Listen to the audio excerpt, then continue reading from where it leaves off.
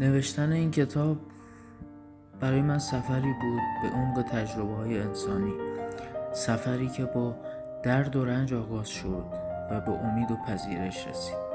گذر از رنج داستان مردی است که پس از مواجه با شکست‌ها و دردهای زندگیش قدم به راهی گذاشت که نه تنها بهبود یافت بلکه خودشو دوباره شناخت. تو این مسیر من خودمو در داستان نریمان دیدم، در لحظات تنهایی، در تلاش برای بازسازی و در کش و مکش با گذشته‌ای که رها کردنش آسان نبود.